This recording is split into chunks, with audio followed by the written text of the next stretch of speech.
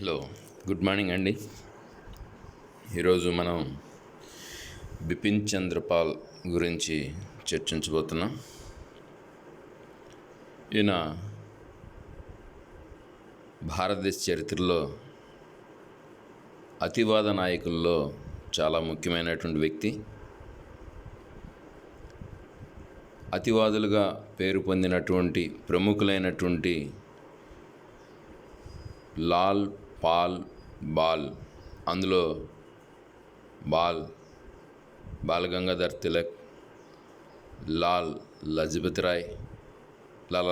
రాయ్, తర్వాత పాల్, బిపిన్ చంద్ర పాల్. అయితే భారతదేశ స్వతంత్రోద్యమంలో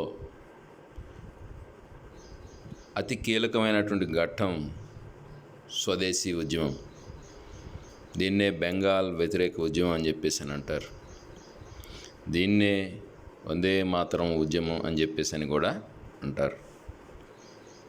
అయితే ఈ ఉద్యమం కాలంలో భారతీయుల్లో స్ఫూర్తి నింపి స్వతంత్రోద్యమంలో చాలామందిని పాల్గొనేటట్లు చేయగలిగాడు బిపిన్ చంద్రపాల్. ముఖ్యంగా బెంగాల్, తర్వాత ఒరిస్సా, తర్వాత ఆంధ్ర ప్రాంతం, తర్వాత మద్రాస్ ప్రాంతాల్లో ఇతను పర్యటనలు అనేవి చేపట్టాడు. అయితే ఇతని గురించి ఇక్కడ తెలుసుకుందామండి. ఒకసారి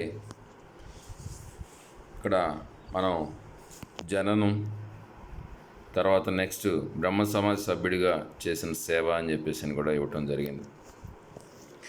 1858 సంవత్సరంలో నవంబర్ 7వ తేదీన జన్మించాడు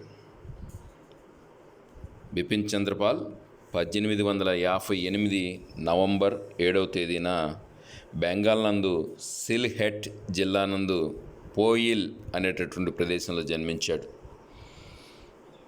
1858 నవంబర్ 7 బెంగాల్లో సిల్హెట్ జిల్లా నందు పోయిల్ అనేటటువంటి ప్రాంతంలో జన్మించాడు. ఈయన మే 20వ తేదీ 1932 సంవత్సరంలో కలకత్తా నందు మరణించడం కూడా జరిగింది. అయితే ఇతను బ్రహ్మ సమాజ్ సభ్యుడిగా జీవితం గడిపాడు. రాజా రామ్మోహన్ రాయ్ చేత స్థాపించబడినటువంటి బ్రహ్మ సమాజం ఏకేశ్వరోపాసన సిద్ధాంతం మొట్టమొదటిసారిగా అన్ని గ్రంథాలని అభ్యసించి తెలుసుకొని సత్యాన్ని ప్రవేశపెట్టినటువంటి మహానుభావుడు శ్రీ రాజా రామ్మోహన్ రాయ్ గారు యొక్క ఆయన చేత స్థాపించబడినటువంటి బ్రహ్మ సమాజంలో ఇతను బ్రహ్మ సమాజ సిద్ధాంతాలని నచ్చి దాంట్లో చేరటం అనేది జరిగింది. బ్రహ్మ సమాజ సభ్యుడిగా జీవితం గడుపుతూనే భారత రాజకీయాల్లో ప్రవేశించడం అనేది జరిగింది. అందులో భాగంగా భారత జాతీయ కాంగ్రెస్లో 1887 సంవత్సరంలో సభ్యత్వం తీసుకున్నాడు. 1887 సంవత్సరంలో. అయితే ఇక్కడ బ్రహ్మ సమాజ్ సభ్యుడిగా ఇతను చేసినటువంటి పనుల్లో ముఖ్యమైనటువంటి ఆనాడు సమాజంలో నెలకొని ఉన్నటువంటి, ఈ రోజుకి కూడా సమాజంలో నెలకొని ఉన్నటువంటిది కుల వ్యవస్థ. భారతీయ సమాజంలో ఉన్నటువంటి కుల వ్యవస్థ. ఈ కుల వ్యవస్థ అనేటటువంటి దురాచారాన్ని నిర్మూలించడం కోసం ప్రయత్నం చేశాడు. కులాలు అనేవి ఎక్కడా కూడా ఏ మత గ్రంథంలో, ఏ వైదిక మత గ్రంథంలో ఎక్కడా కూడా లేవు అని చెప్పేసి అని తెలియచేశాడు. స్వామి వివేకానంద, ఆర్య సమాజ్ ఇవన్నీ కూడా కుల వ్యవస్థను వ్యతిరేకించినవి. స్వామి వివేకానంద కుల వ్యవస్థను వ్యతిరేకించినటువంటి వ్యక్తి. రామకృష్ణ మఠం, తర్వాత ఆర్య సమాజ్ కుల వ్యవస్థని వ్యతిరేకించినవి. అయితే ఈయన బ్రహ్మ సమాజం ద్వారా కుల వ్యవస్థను వ్యతిరేకించాడు. తర్వాత వితంతు పునర్వివాహాలను సమర్థించాడు. వితంతు పునర్వివాహాలని సమర్థించాడు. వితంతు పునర్వివాహాలు స్త్రీలు ఆ రోజుల్లో విలియం బెంటిక్ కాలంలో రాజా రామ్మోహన్ రాయ్ యొక్క కృషి వలన చేయబడిన చట్టం సతీ సహగమనం నిషేధం. ఈ సతీ సహగమనం నిషేధం 1829 సంవత్సరానికి అమల్లో ఉండటం, దానివలన వితంతువులు పెరగటం అనేది జరిగింది. మరి వితంతువులు తిరిగి పునర్వివాహం చేసుకోవడానికి అవకాశం అనేది 1856లో డల్హౌసీ కాలంలో రావటం జరిగింది, వితంతు పునర్వివాహ చట్టం అనేది. అయితే ఇక్కడ మనం దానికి ఈశ్వర్ చంద్ర విద్యాసాగర్ లాంటి వారు కృషి అనేది ఎక్కువగా ఉందని చెప్పవచ్చు, వితంతు పునర్వివాహం చట్టరూపదాల్చడం. అయితే చట్టాలు చేయటం జరుగుతుంది, కానీ వాటిని వాస్తవ రూపంలో అమలు జరగటం అనేది చాలా కష్టంగా ఉంటుంది. మొదట్లో ఇతను స్వతహాగా ఒక వితంతువుని వివాహం ఆడాడు. బిపిన్ చంద్రపాల్ స్వతహాగా ఒక వితంతువుని వివాహం ఆడటం అనేది జరిగింది. అంటే సిద్ధాంతాలు చెప్పటం వేరు, ఆచరించటం చాలా కష్టం. ఆచరణలో ఎవరైతే చేసి చూపెడతారో వారే గొప్ప నాయకులు. ఇదే అతని యొక్క గొప్పతనానికి నిదర్శనం అని చెప్పవచ్చు. ఒక బ్రహ్మ సమాజ సభ్యుడిగా, తర్వాత వితంతు పునర్వివాహం అనేది సమ్మతించాలని చెప్పేసి ప్రజలకు తెలియచెప్తూ తాను స్వతహాగా ఆచరించి మిగిలిన వారికి ఆదర్శప్రాయుడయ్యాడని చెప్పవచ్చు. నెక్స్ట్, కార్మికుల యొక్క శ్రేయస్కి కృషి చేశాడు.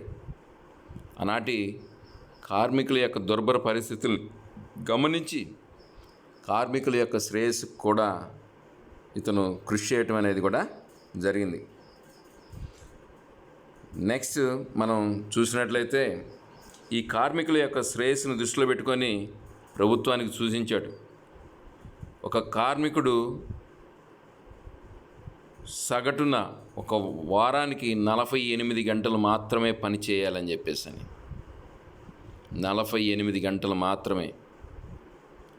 అంటే వారంలో 6 రోజులు, 6 8 48, 6 × 8. అంటే ఒక కార్మికుడు ఈరోజు పనిచేస్తుంది 8 గంటలే. ఆ 8 గంటలనే ప్రామాణికంగా ఆ రోజుల్లోనే బిపిన్ చంద్రపాల్ సూచించడం అనేది జరిగింది, ఒకరోజు సెలవు. ఇలాగా కార్మికుల యొక్క శ్రేయస్సును దృష్టిలో పెట్టుకుని ప్రభుత్వానికి కూడా ఈ విషయాన్ని తెలియపరిచాడు.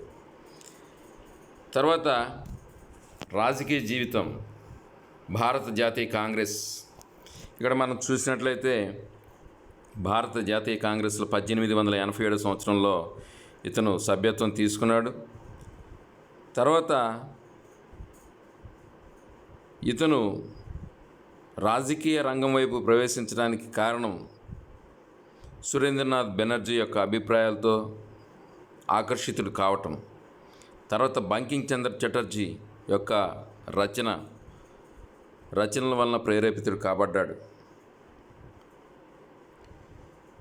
ఇతను 1887 సంవత్సరంలో మద్రాసు వార్షిక సమావేశానికి హాజరు కావటం కూడా జరిగింది. ఈ సమావేశం నందు ఆయుధాల చట్టాన్ని ప్రభుత్వం రద్దు చేయాలని చెప్పేసి వాదించటం జరిగింది. కాంగ్రెస్లో ఉంటూ ఇతను అతివాద ధోరణి, అంటే మితవాదులు ప్రార్థనలు ఎన్ని రోజులు మీరు అలాగా విన్నపాలు చేసినప్పటికీ ఎటువంటి ప్రయోజనం కనిపించదని చెప్పేసి ఈ లాలా లజపతి రాయ్తో, తర్వాత అదేవిధంగా బాలగంగాధర్ తిలక్తో కలిసి తన యొక్క వాణిని వినిపించడం అనేది చేశాడు. తర్వాత ఈ బిపిన్ చంద్రపాల్ వందే మాతరం ఉద్యమం కాలంలో నిర్వహించినటువంటి పాత్ర గురించి తెలుసుకుందాం. బెంగాల్ విభజన కర్జన్ కాలంలో చేయబడింది 1905 సంవత్సరం. దానికి వ్యతిరేకంగా బెంగాల్ విభజన వ్యతిరేక ఉద్యమాన్ని, అంటే బెంగాల్లో రోజురోజుకి ఉధృతమవుతున్నటువంటి జాతీయ భావాలు, బ్రిటిష్ వ్యతిరేక విధానాలు, ప్రజలు అనుసరిస్తున్నటువంటి బ్రిటిష్ వ్యతిరేక విధానాలు అణగదొక్కటం కోసం ఇక్కడ బెంగాల్ని విభజించడం అనేది కర్జన్ చేసినటువంటి పని. అయితే బెంగాల్ విభజనని వ్యతిరేకిస్తూ దేశవ్యాప్తంగా ఈ బెంగాల్ విభజన వ్యతిరేక ఉద్యమాన్ని అతివాదులు ప్రారంభించారు. అయితే మితవాదులు దేశవ్యాప్తంగా చేయటానికి ఇష్టపడక బెంగాల్కి మాత్రమే పరిమితం చేయాలని మితవాదులు కోరటం కూడా జరిగింది. అయితే బెంగాల్ విభజనకు వ్యతిరేకంగా బిపిన్ చంద్రపాల్ బెంగాల్ ప్రాంతంలో, తర్వాత అదేవిధంగా ఒరిస్సా, తర్వాత ఆంధ్ర ప్రాంతంలో, తర్వాత మద్రాసు ప్రాంతంలో పర్యటనలు అనేవి చేపట్టాడు 1907 సంవత్సరంలో. ఇతను ఉపన్యాసాల ద్వారా ప్రజల్ని చైతన్యవంతం చేశాడు. ఆంధ్ర ప్రాంతంలో ప్రజలు ఎక్కువగా విరివిగా పాల్గొని ఇక్కడ స్వతంత్రోద్యమ బీజాలు ఆంధ్ర ప్రాంతంలో రావటానికి కారణం, ఇక్కడ ప్రజల్లో రావటానికి కారణం బిపిన్ చంద్రపాల్ పర్యటన చాలా వరకు ఉపయోగపడిందని చెప్పేసి అని చెప్పవచ్చు. ఇక్కడ జాతీయ విద్యా విధానాన్ని సమర్థించాడు. వందే మాతరం ఉద్యమంలో భాగంగా జాతీయ విద్యా విధానాన్ని సమర్థించాడు. తర్వాత ఆంధ్ర ప్రాంతంలో మచిలీపట్నం నందు ఒక జాతీయ కళాశాలను ఏర్పాటు చేయటం కూడా జరిగింది. సహజ హక్కుల సిద్ధాంతాన్ని సమర్థించాడు. మానవుల యొక్క సహజ హక్కుల సిద్ధాంతాన్ని సమర్థించాడు. జాన్ లాక్ చెప్పాడు కదా సహజ హక్కుల సిద్ధాంతం, దాన్ని ఇతను సమర్థించాడు. ఇవి దేవుని చేత మనిషికి ప్రసాదించబడినవి, అంతేగాని ఇవి ప్రభుత్వం చేత కల్పించబడలేదని చెప్పేసి ఆయన ప్రసంగించాడు. కాబట్టి బ్రిటిష్ వారు స్వతహాగా భారతీయులకు ఉన్నటువంటి హక్కుల్ని అణిచివేసేటటువంటి శక్తి బ్రిటిష్ వారికి లేదు. అవి సహజ హక్కులు అనేవి పుట్టుకతో మనిషికి వచ్చేటటువంటివి అని ప్రసంగించాడు. తర్వాత జాతీయవాదాన్ని సమర్థిస్తూ బిపిన్ చంద్రపాల్ ఇక్కడ కొన్ని రచనలు చేశాడు. భారత జాతీయవాదం అనేటటువంటిది, తర్వాత జాతీయత సామ్రాజ్యం, భారత జాతీయవాదం అనేటువంటి రచన, తర్వాత జాతీయత సామ్రాజ్యం అనేటువంటి రచనలు చేశాడు. తర్వాత కలకత్తా నందు జాతీయ భావాలు పెంపొందింపు చేయడం కోసం కాళికామాత ఉత్సవాల్లో పాల్గొనడం, ప్రసంగించడం కూడా చేశాడు. వందే మాతరం అనేటువంటి పత్రికని స్థాపించడం కూడా జరిగింది. వందే మాతరం అనే పత్రికని స్థాపించి బెంగాల్ విభజనకు వ్యతిరేకంగా అరబిందో ఘోష్తో కలిసి తాను యొక్క భావాలను ఇందులో పంచుకోవటం కూడా జరిగింది.